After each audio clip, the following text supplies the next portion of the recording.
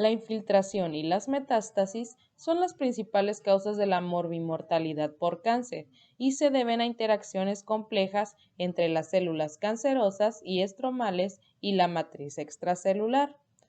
Es posible fragmentar estas interacciones en una serie de pasos que incluyen la infiltración local, la intravasación en los vasos sanguíneos y linfáticos, el tránsito por los vasos, la extravasación de los mismos, la aparición de micrometástasis y el crecimiento de las mismas hasta generar tumores macroscópicos.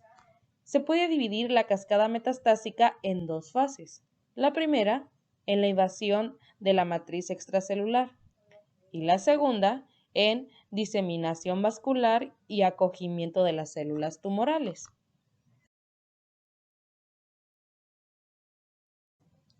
Los tejidos humanos se organizan en una serie de compartimientos separados entre ellos por dos tipos de matriz extracelular, membranas basales y tejido conjuntivo intersticial. Las células tumorales deben interactuar con la matriz extracelular en varios estadios de la cascada metastásica. En primer lugar, el carcinoma debe romper la membrana basal subyacente, luego cruzar el tejido conjuntivo intersticial y, al final, acceder a la circulación tras atravesar la membrana basal vascular. Este proceso se repite en sentido contrario cuando los émbolos de células tumorales se extravasan en un lugar alejado. La invasión de la matriz extracelular inicia una cascada metastásica y se trata de un proceso activo que se puede dividir en varios pasos secuenciales. El primero de estos pasos secuenciales es el aflojamiento de las conexiones intercelulares entre las células tumorales, debido a que en ello la función de la E-caderina se pierde en casi todos los cánceres epiteliales por inactivación de los genes de la misma mediante mutaciones, activación de los genes de la beta-catenina o expresiones inadecuadas de los factores de transcripción Snell y Twist, que suprimen la expresión de la E-caderina. Recordemos que la E-caderina sirve como pegamento intercelular y sus porciones citoplasmáticas se unen a la beta-catenina. Las moléculas de la E-caderina adyacentes mantienen unidas a las células y además pueden transmitir señales que se oponen al crecimiento porque secuestra la beta-catenina. El segundo de estos pasos secuenciales es la degradación local de la membrana basal y el tejido conjuntivo intersticial. Las células tumorales pueden secretar enzimas proteolíticas ellas mismas o inducir la elaboración de proteasas por las células estromales. Muchas proteasas distintas, como las metaloproteinasas de matriz, la catepsina D y el activador del plasminógeno urosinasa, se han vinculado con la invasión tumoral. Las metaloproteinasas de matriz regulan la invasión tumoral no solo mediante la remodelación de los componentes insolubles de la membrana basal y la matriz intersticial, sino también por la liberación de los factores de crecimiento secuestrados por la matriz extracelular, que tienen efectos angiógenos, quimiotácticos y promotores del crecimiento. El tercer paso de esta secuencia son los cambios en la unión de las células tumorales a las proteínas de la matriz extracelular. Las células epiteliales normales tienen receptores, como las integrinas para las lamininas y colágenos de la membrana basal, que se polarizan en su superficie basal. Estos receptores contribuyen a mantener las células en un estado de reposo diferenciado. La pérdida de adhesión de las células normales induce la apoptosis, aunque, de forma no sorprendente, las células tumorales son resistentes a este tipo de muerte celular. Además, la propia matriz sufre cambios que fomentan la infiltración y las metástasis. Y el paso final de la infiltración es la locomoción, que empuja a las células tumorales a través de la membrana basal degradada y las regiones de proteólisis de la matriz. La migración es un proceso complejo escalonado, en el que participan muchas familias de receptores y proteínas transmisoras de señales que acaban actuando sobre el citoesqueleto de actina. Este movimiento parece potenciarse y dirigirse por citocinas producidas por las células tumorales, como los factores de motilidad autócrinos. Además, Los productos de degradación de la matriz y algunos factores de crecimiento tienen actividad quimiotáctica para las células tumorales. Las células estromales también producen efectos paracrinos sobre la motilidad celular. Está claro que estas células estromales que rodean a las células tumorales no son una simple barrera estática para las células tumorales, sino que son un ambiente variable en el cual se produce una transmisión de señales recíprocas entre las células tumorales y estromales, como los fibroblastos y las células inmunitarias, que permiten múltiples de las características del cáncer. Dadas sus propiedades invasivas, las células tumorales suelen escapar de su lugar de origen y entrar en la circulación. La mayor parte de estas células circulan sueltas, pero otras forman émbolos porque se agregan y circulan adheridas a los elementos de la sangre, sobre todo las plaquetas.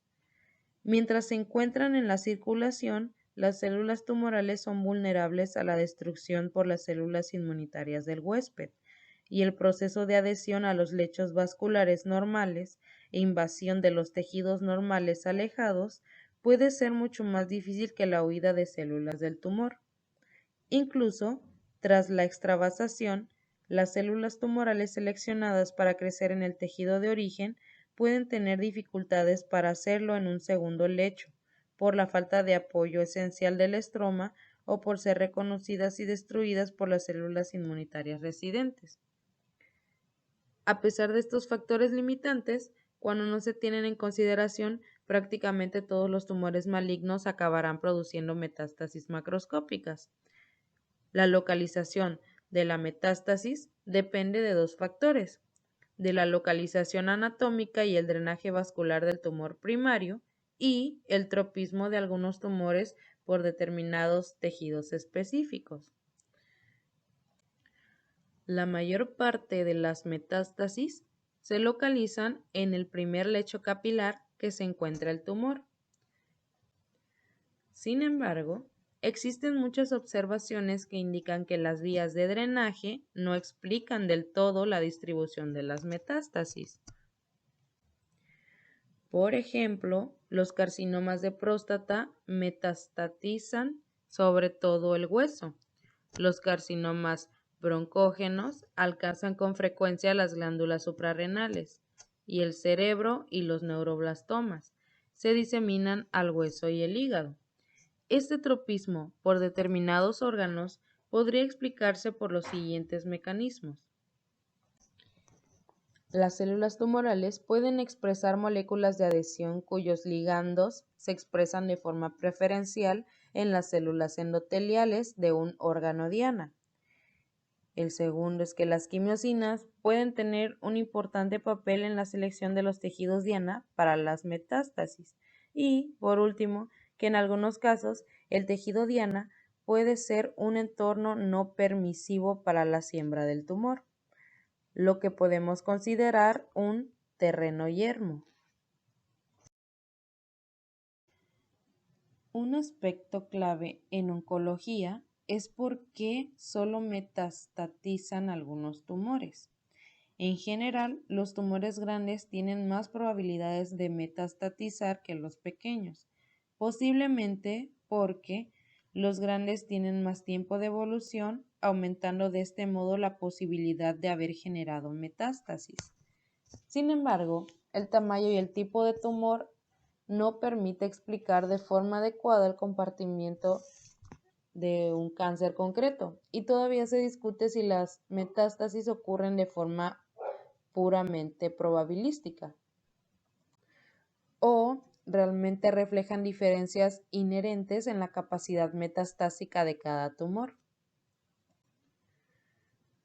Conforme crecen las células tumorales, acumulan mutaciones aleatoriamente, generando subclones con combinaciones de mutaciones distintas.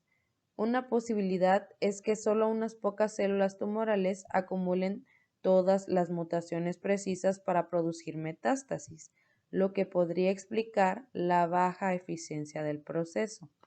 Sin embargo, ha resultado difícil identificar mutaciones o patrones de expresión génica específicos de las metástasis. Las metástasis, según esta idea, no dependen de la generación estocástica de subclones metastásicos durante la progresión tumoral, sino que se trataría de una propiedad intrínseca del tumor que se desarrolla de forma temprana durante la carcinogenia. Estos mecanismos no son excluyentes entre ellos y podría ser que los tumores agresivos adquieran un patrón de expresión de genes permisivos con las metástasis en fases precoces de la oncogenia, pero necesitan algunas mutaciones aleatorias adicionales para completar el fenotipo metastásico. Entre los candidatos a ser oncogenes de la metástasis se encuentran los que codifican Snell y Twist, factores de transcripción cuya principal función es fomentar la transcripción epitelio-mesenquimatosa.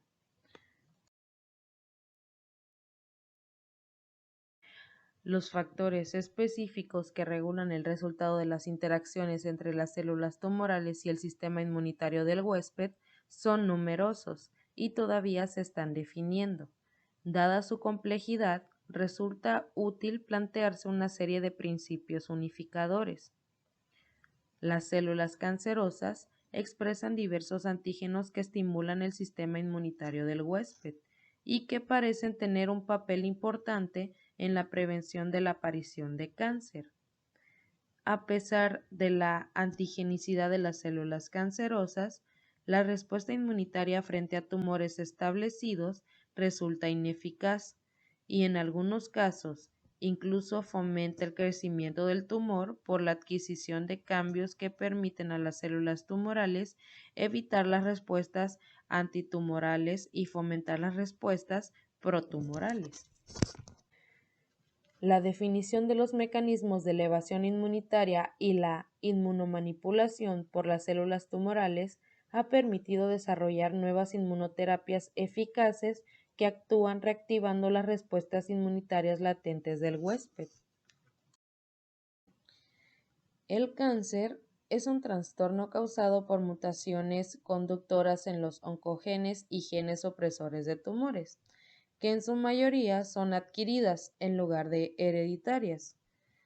Además de las mutaciones patógenas conductoras, los cánceres acumulan también mutaciones pasajeras por su inestabilidad genética inherente. Estas pueden ser especialmente abundantes en aquellos cánceres causados por exposiciones mutágenas, por ejemplo, a la luz solar o al tabaco. Todas estas mutaciones pueden generar nuevas secuencias de proteínas que el sistema inmunitario no ha visto y a las que no es tolerante, pudiendo reaccionar frente a ellas. En algunos casos, las proteínas no mutadas expresadas por las células tumorales pueden estimular también la respuesta inmunitaria del huésped. Uno de estos antígenos es la tirosinasa, una enzima implicada en la síntesis de melanina que solo se expresa en los melanocitos normales y los melanomas. Puede parecer sorprendente que el sistema inmunitario sea capaz de reaccionar frente a este autoantígeno normal. La probable explicación es que la tirosinasa se produce en condiciones normales en una cantidad tan pequeña y en tan pocas células normales que el sistema inmunitario no la reconoce ni genera tolerancia. Otro grupo de antígenos tumorales, como son los antígenos del cáncer testicular, son codificados por genes que son silentes en todos los tejidos adultos, salvo las células germinales testiculares, lo que explica su nombre. Aunque la proteína está presente en el testículo, no se expresa en la superficie celular para poder ser reconocida por los linfocitos TCD8+, dado que los espermatozoides no expresan moléculas del CPH de clase 1. Por tanto, a efectos prácticos, estos antígenos son específicos del tumor, pudiendo estimular respuestas inmunitarias antitumorales. Otra clase importante de antígenos tumorales son proteínas víricas que se expresan en las células tumorales transformadas por virus oncógenos. Los más potentes de estos antígenos son las proteínas con una infección latente por virus ADN, entre los cuales destacan el virus del papiloma humano y el virus de Epstein-Barr. Asumiendo que el sistema inmunitario es capaz normalmente de eliminar los cánceres que aparecen, nos podríamos plantear cuáles son los componentes clave de una respuesta inmunitaria eficaz del huésped. Parece probable que las reacciones inmunitarias frente al cáncer se inician por la muerte de las células tumorales individuales, algo que ocurre con frecuencia en las neoplasias por la desregulación del crecimiento, el estrés metabólico y la hipoxia causada por un riego insuficiente. Cuando las células tumorales mueren, liberan señales de peligro que estimulan a las células de la inmunidad innata, incluidos los fagocitos residentes y las células presentadoras de antígeno. Se cree que algunas de las células muertas son fagocitadas por las células dendríticas, que migran hacia los ganglios de drenaje y presentan neoantígenos tumorales en el contexto de moléculas del CPH de clase 1, en un proceso llamado presentación cruzada. Los antígenos tumorales que se muestran son reconocidos por los linfocitos TCD8+, específicos para un antígeno, que se activan, proliferan, diferencian a LTC activos y albergan en el lugar del tumor, donde reconocen y destruyen células tumorales que presentan los neoantígenos asociados a sus propias moléculas del CPH de clase 1. Parte de la evidencia más sólida sobre la importancia de las respuestas de los LTC en la inmunovigilancia procede de la caracterización de los cánceres humanos establecidos, que con frecuencia se caracterizan por mutaciones adquiridas que permiten el reconocimiento por los LTC de las células tumorales como extrañas. Dado que el sistema inmunitario es capaz de reconocer y eliminar los cánceres que empiezan a aparecer, es evidente que los tumores que alcanzan tamaños significativos deben estar constituidos por células que resultan invisibles para el sistema inmunitario del huésped, o bien expresan factores capaces de suprimir de forma activa la inmunidad del mismo. Se ha empleado el término inmunoedición del cáncer para describir la capacidad del sistema inmunitario de fomentar la sección darwiniana de algunos subclones de tumor capaces de evitar la inmunidad del huésped e incluso de manipular el sistema inmunitario en beneficio de sus propias intenciones malévolas. Dado que aparece que las respuestas de los LTC son la defensa más importante del huésped frente a los tumores, no resulta sorprendente que las células tumorales tengan diversas alteraciones que impiden las respuestas de estas células. Entre ellas destacan mutaciones adquiridas de la beta-2 microglobulina, que impiden el ensamblaje de las moléculas del CPH de clase 1, funcionales, y el aumento de la expresión de diversas proteínas que inhiben la función de los LTC. Estas proteínas actúan activando los denominados puntos de control inmunitario, vías inhibidoras que normalmente son esenciales para mantener la autotolerancia y controlar el tamaño y la duración de las respuestas inmunitarias y de este modo reducir los daños colaterales en los tejidos. Uno de los puntos de control inmunitario mejor caracterizados es una proteína llamada PDL1, ligando de muerte celular programada 1, que se suele expresar en la superficie de las células tumorales. Cuando se produce la unión de PDL1 a su receptor, PD1, en los LTC, estos dejan de responder y pierden su capacidad de destruir a las células tumorales. El descubrimiento de los puntos de control que inhiben la inmunidad antitumoral ha permitido desarrollar anticuerpos que los bloquean, liberando de este modo los frenos de la respuesta inmunitaria. Los tratamientos actuales de bloqueo de los puntos de control han conseguido unas frecuencias de respuestas del 10 al 30% en diversos tumores. Aunque las personas están rodeadas por agentes ambientales mutágenos, los cánceres son consecuencias relativamente infrecuentes de estos encuentros.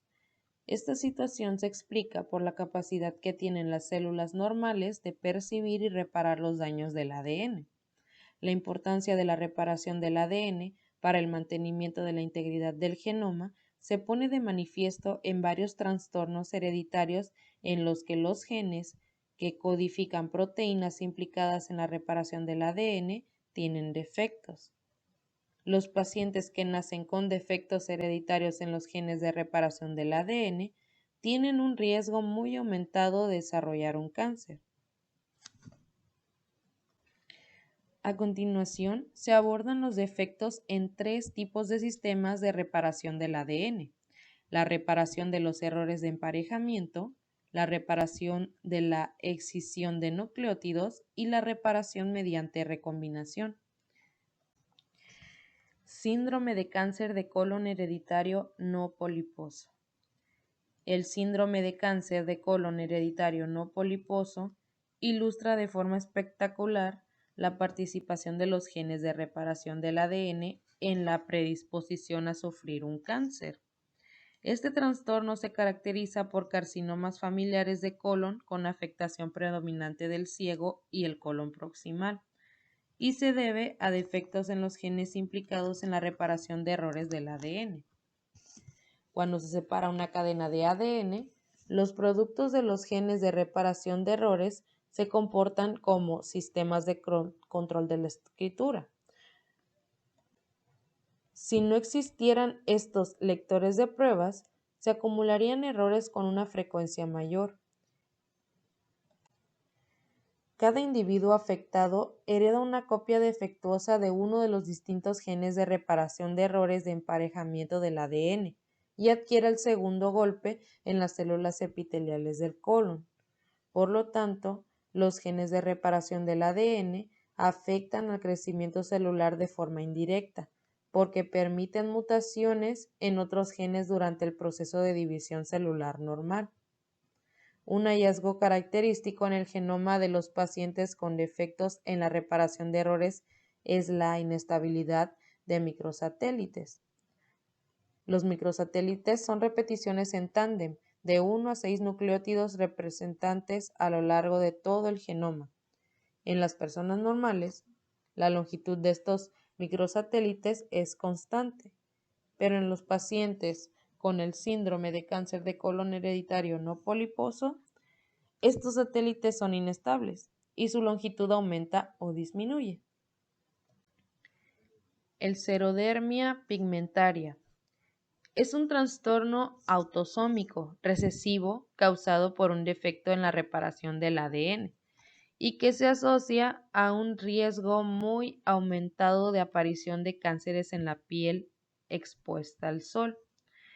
Los rayos ultravioletas del sol provocan la formación de enlaces cruzados en los residuos de pirimidina, lo que impide la replicación normal del ADN. Estas lesiones del ADN se reparan mediante el sistema de reparación por escisión de nucleótidos, en el que participan varias proteínas, y la pérdida hereditaria de cualquiera de ellas puede dar lugar a la xerodermia pigmentaria. Las enfermedades con defectos en la reparación del ADN mediante recombinación homóloga. Una serie de trastornos autosómicos recesivos que incluyen el síndrome de Blum, la ataxia telangiectasia y la anemia de Fanconi se caracterizan por una hipersensibilidad frente a los agentes dañinos para el ADN, como la radiación ionizante o los agentes que provocan enlaces cruzados en el ADN. El fenotipo es complejo e incluye, además de la predisposición al cáncer, otros rasgos, como síntomas neurológicos, anemia y malformaciones congénitas. El gen mutado en la ataxia telangiectasia es ATM, que codifica una proteína sinasa importante para percibir las lesiones del ADN causadas por la radiación ionizante y dirigir a P53 para que comience la respuesta frente al daño del ADN que se describió antes. La evidencia que confirma la participación de los genes de reparación del ADN en el origen del cáncer procede también del estudio del cáncer de mama hereditario. Y los cánceres causados por mutaciones inducidas por la inestabilidad genómica regulada, neoplasias linfoides, un tipo especial de daño del ADN tiene un papel central en la patogenia de los tumores de los linfocitos B y T. Como se comentó antes, la inmunidad adaptativa se basa en la capacidad de los linfocitos B y T de diversificar los genes de sus receptores de antígeno. Los progenitores de los linfocitos B y T inmaduros expresan un par de productos génicos que sufren una recombinación de segmentos que permiten el ensamblaje de los genes de la inmunoglobulina funcional y el receptor del linfocito T. Además, tras encontrarse con el antígeno, los linfocitos B maduros expresan una enzima especializada que se llama citosina desaminasa inducida por activación, que cataliza la recombinación en el cambio de clase del gen de la inmunoglobulina y también la diversificación de las inmunoglobulinas mediante hipermutación somática. Los errores que ocurren durante el ensamblaje del gen del receptor de antígenos y el cambio de clase y la diversificación de los genes de las inmunoglobulinas son una tierra fértil para muchas de las mutaciones que producen las neoplasias linfoides, etc. Y bueno, del tema sería todo.